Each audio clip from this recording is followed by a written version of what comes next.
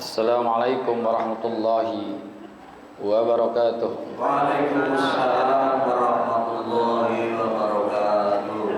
Hadiyati ila hadratin Nabi Muhammadin al-Mustafa Rasulillahi sallallahu alaihi wa alihi wasallam.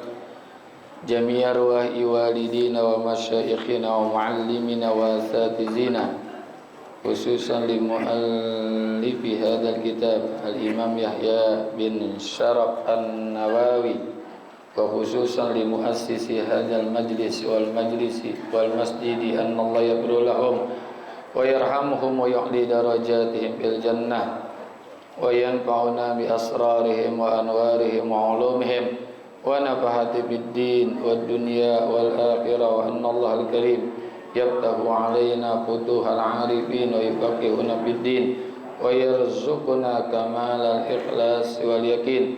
Wa ila hadratin nabi al-Fatiha.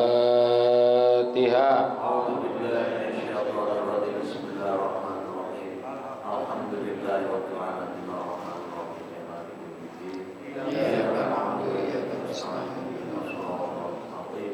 Shiratal ladzina an'amta 'alaihim ghairil maghdubi 'alaihim. Ya Rabbi bil Mustafa balligh maqasidana wa fir lana ma madha ya wasi'al karami. Ya Rabbi bil Mustafa balligh maqasidana wa fir lana ma madha ya wasi'al. Ya Rabbi hayyi lana min amrina rashada waj'al ma'unatakal husna lana madada. Ya Rabbi bil Mustafa balligh maqasidana wa fir lana ma madha ya wasi'al. Wala takilna ila tadbiri anfusina fan nafsu ta'jizu an islahi ma fasada. Rabbi bil Mustafa balligh maqasidana wa fir lana ma madha ya wasi'al. Antal alimu wa qad wajjahtu ya amali ila rajai ka wajhan sa'ilan wa yada. Rabbi bil Mustafa balligh maqasidana wa fir lana ma madha ya wasi'al. Ya Rabbi bil Mustafa balligh ziyaratana bil masjidin nabawi wal masjidil harami. Ya Rabbi bil Mustafa balligh maqasidana wa fir lana ma madha ya wasi'al. Allahumma salli wa sallim wa barik alaihi wa ala alihi. Bismillahirrahmanirrahim. Alhamdulillahilladzi an'ama alaina bi ni'matil iman wal islam. Wassalatu wassalamu ala sayyidina Muhammadin asyrafal anam wa ala alihi wa sahbihi alladzina tabahu min yaumina hadza ila yaumil qiyam. Amma ba'du. Wa bisanadil muttasili ilal imami muhaddithi rahimahullahu ta'ala wa adaman naf'a bihi wa bi barakati ulumihi wa bikum fid daraini amin. Qala radhiyallahu ankum an Abi Sa'idil Khudri radhiyallahu anhu qala sami'tu Rasulullah sallallahu alaihi wasallam yaqul man ra'a minkum munkaran falyughayyirhu bi yadihi wa in lam yastati fa bi lisanihi wa in lam yastati fa bi qalbi wa zalika ad'aful iman. Dari Sayyidina Abi Sa'id Al-Khudri, Rasulullah sallallahu alaihi wasallam bersabda, aku pernah mendengar Rasulullah SAW bersabda, man ra'a minkum munkaran, siapa saja di antara kalian yang melihat kemungkaran, falyughayyirhu biyadihi, hendaknya ia merubah atau membasmi dengan tangannya. Fa in lam yastati, apabila tidak mampu dengan tangannya, fa bilisani, maka rubahlah dengan lisannya. Fa in lam yastati fa biqalbi, dan jika tidak mampu maka cegahlah dengan hatinya. Wa zalika ad'aful iman, yang demikian itu adalah selemah-lemahnya iman. Hadirin bapak-bapak, hadirat ibu-ibu jamaah yang dimuliakan Allah, para guru, para kiai, bil khusus sahibul fadilah, guru kita Mukarram Bapak Kiai Haji Muhammad Misjan, guru kita Bapak Kiai Haji Abdul Hamid Mustafa Al-Hafidz, Bapak Kiai Haji Farah Furqan, dan segenap pengurus Masjid Baitul Iman. Amin. Ya. Saya ngetes doang supaya ada nge-like. Dan juga pengurus Majelis Ta'lim Ukhuwah Islamiyah yang semoga semua dirahmati Allah Subhanahu wa taala. Langsung saja bacaan kita, kewajiban mencegah kemungkaran. Karena umat Nabi Muhammad ini umat yang terbaik. Kuntum khairu ummah ukhrijat linnas ta'muruna bil ma'ruf wa tanhauna 'anil munkar. Kuntum khairu ummah, kalian adalah sebaik-baik ummah. Jadi khairu ummah adalah umatnya Nabi Muhammad sallallahu alaihi wasallam. Ummati ummatun marhumah, umatku adalah umat yang diberikan rahmat oleh Allah. Tadi ayat itu kuntum khairu ummati ukhrijat linnas ta'muruna bil ma'ruf wa tanhauna 'anil munkar. Dalam surah Al-Imran ayat 110. Kamu adalah umat yang terbaik, yang dilahirkan untuk manusia menyuruh kepada yang ma'ruf dan mencegah kepada yang munkar. Jadi punya tugas untuk melakukan amar ma'ruf. Dan amar ma'ruf ini merupakan kewajiban yang sifatnya kifayah, fardu kifayah, bukan fardu ain, tapi fardu kifayah. Meskipun dalam ayatnya hadisnya man ra'a minkum, siapa saja di antara kalian. Nah, kalian di sini bukan hanya para nabi, tapi juga seluruh orang. Seluruh orang punya kewajiban. Fal hadiru yu'allimul ghaib, yang hadir itu ngasih tahu kepada orang yang tidak hadir.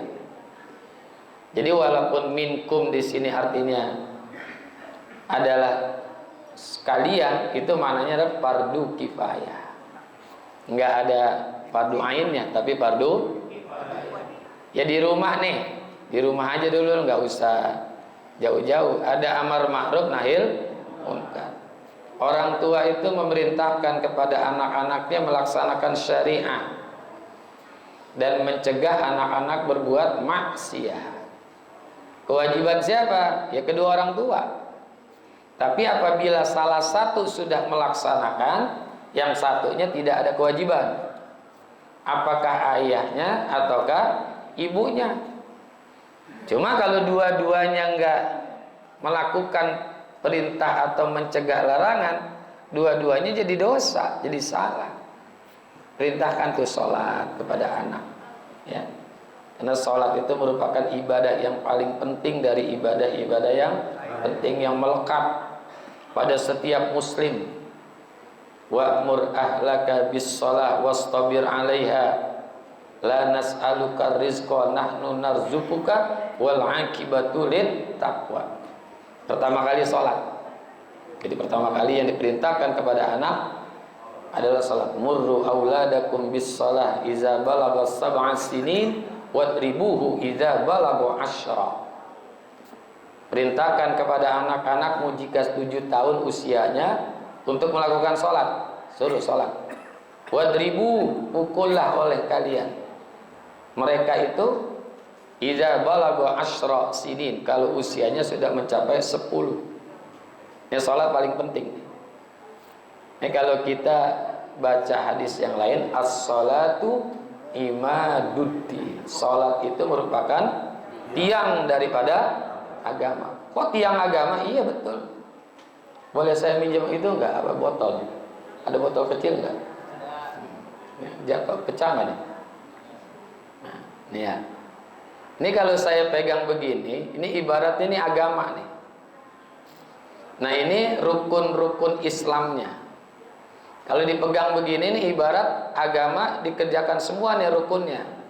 Dari mulai syahadat, sholat, zakat, puasa, haji. Cuma kalau terlepas satu-satu masih agak mending. Misalkan kelingking ini ibarat haji, ini mah dia mampu aja, nggak jatuh. Jatuh nggak? Masih ada pegangan yang lain, masih ada puasa, masih ada zakat, masih ada sholat, masih ada syahadat. Ini haji bagi yang mampu nggak melaksanakan, ya nggak jadi masalah. Tapi salah kalau mampu tidak melaksanakan. Yang kedua puasa, begitu juga, lepas saya satu. Nggak puasa, nggak apa-apa, karena puasa itu bagi yang mampu. Kalau dalam kondisi sakit boleh nggak puasa, dalam perjalanan boleh nggak puasa. Tapi nanti wajib diqodho kalau memang mampu untuk mengqodhonya. Zakat juga bagi yang mampu saja. Ya zakatnya nggak dilaksanakan bagi yang mampu. Dan kalau tidak mampu jadi mustahik, bukan muzaki. Coba kalau yang satu ini dilepas nih, jatuh nggak? Ini sholat udah dilepas, jatuh agamanya. Ini yang wangi ya, betul nggak? Itu sholat makanya menjadi penting, menjadi dasar pertama kita perintahkan kepada anak-anak. Ya, tuh. Perintahkan tuh. Cuman yang jadi masalah ini yang merintahkan siapa? Kadang-kadang bapaknya nggak sholat, ibunya juga kagak. Nah, ini yang ribet nih. Ya, yang repotnya ini perintahkan kepada anak-anak ayo sholat. Ini amar ma'ruf, termasuk perbuatan yang munkar. Anak-anak kita melakukan kemungkaran, misal terbuka aurat. Ini bagi anak perempuan larang. Jangan dibiarkan aja. Ya. Apalagi kalau dia sampai membuka auratnya jalan-jalan keluar. Nah, ada hadis Rasulullah, apabila seorang anak terbuka auratnya, berapa banyak orang yang melihat aurat anak tersebut, maka sebanyak itulah Allah timpakan dosanya kepada kedua orang tuanya. Mau begitu? Yang berbuat dosa anak kita kena. Yang salah siapa tuh? Ibunya. Yang salah juga siapa? Bapaknya. Bapaknya salah ngasih duit buat beli androk yang pendek. Ibunya nganterin ke pasar. Dua-duanya jadi salah. Ini amar ma'ruf nahi munkar gak usah jauh-jauh dulu, di rumah. Di rumah. Tuh, perintahkan kepada anak-anak kita melaksanakan syariahnya dan juga menjauhkan larangan-larangan Allah, larangan-larangan syariah.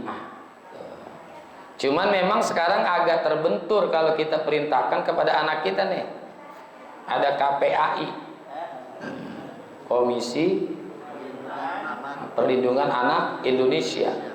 Dulu kan enggak, kita mukul anak yang nggak jadi masalah. Sekarang coba bisa masuk penjara. Ya, termasuk juga di sekolah tuh. Enggak begitu sekarang mah. Beda suasananya. Kalau dulu kita ngaji kepada guru, udah pukul aja guru kalau anak saya nakal, tuh disuruh. Coba kalau sekarang dilaporin ke polisi. Udah bayaran kagak. Ya kan bayaran juga enggak. Sekarang ini agak repot ini. Kita pengen jadi benerin anak orang, tapi justru kita yang kena jadinya. Makanya metodenya berbeda, ya. Metode mendidik tidak seperti zaman dulu. Dulu kita dipukul guru, pulang ngadu sama orang tua, bukan di alam. Ditambahin, bukan guru lu yang salah, lu yang salah. Kalau sekarang gurunya diparanin. Nih amar ma'ruf nahi munkar di zaman sekarang sulit. Termasuk juga pada lingkungan kita nih ada amar ma'ruf nahi munkar. Karena kalau kita tidak memerintahkan, ini bahaya juga. Rasulullah sabdakan tuhlakul qaryatu wa fiha salihun. Akan dibinasakan satu kampung, satu kota, satu negara, meskipun di dalamnya banyak orang-orang soleh. Sahabat nanya, tuhlakul qaryatu wa fiha salihun, apakah akan dibinasakan satu negara, satu kampung, satu negeri, satu kota, padahal di situ banyak orang-orang soleh? Kata Rasulullah, na'am, tuhlakul qaryatu wa fiha salihun. Kenapa? Lisukutihim, karena mereka itu pada diem, anil maksiati, dari perbuatan maksiat. Dia ada maksiat, diam aja. Nah, ini jadi akan dibinasakan. Termasuk kalau di rumah kita diem semua nih, bapak diam, ibu juga diam. Tuhlakul qaryah itu akan dibinasakan juga. Nah, tahapan-tahapannya ini ada yang memiliki keimanan yang kuat ini. Ya, fal yughayyir biyadih, maka rubahlah dengan tangannya. Maknanya apa? Dengan kekuasaannya. Ya, dengan kekuasaan yang dia punya. RT, RW, kan ya, RT, RW, lurah, terus sampai ke atas. Kita juga di rumah punya kekuasaan, orang tua itu punya kekuasaan. Jadi RT punya tugas dakwah, RW juga punya tugas dakwah, masyarakat juga punya tugas dakwah. Jangan diserahkan kepada ustadz, kiai aja, ribet, berat ini, berat. Kita jadi punya tugas dakwah, ajak orang untuk berbuat baik, larang orang untuk berbuat maksiat, larang orang berbuat maksiat. Di RT, RW, lurah, camat sampai ke atas itu punya tugas amar ma'ruf nahi munkar. Itu kekuasaan. Fa in lam yastati, kalau kagak bisa juga dengan kekuasaan, fa bilisani, nih level iman yang kedua, dengan lisan. Lisan itu mana dia dakwahkan dengan ucapan. Ya, guru-guru kita tuh nyuruh kita melaksanakan ini, ngelarang kita berbuat ini. Nah, itu namanya dengan lisannya. Lisannya nggak bisa juga karena dia ilmu barangkali nggak punya. Fabi qalbi, dengan hati. Hati di sini apabila melihat kemaksiatan dia tidak suka dalam hatinya.